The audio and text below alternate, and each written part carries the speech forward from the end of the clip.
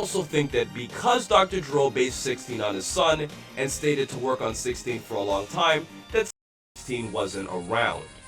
Next, going back to the future and the present, both Trunks and Cell had absolutely no idea who Android 16 was. But Cell having no knowledge of 16 has significantly more weight. For Trunks originally had no idea where Dr.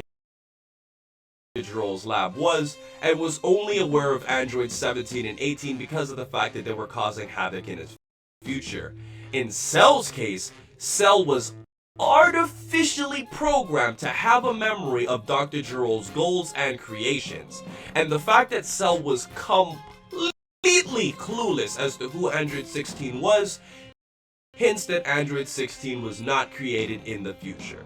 And next, for our other contradiction, in the manga, Trunks states that androids 19 and 20 were the ones who originally destroyed his future, as Toriyama intended for both 19 and 20 to be the main villains. Toriyama pretty much changed them to being androids 17 and 18, making 19 and 20 the new androids in the story.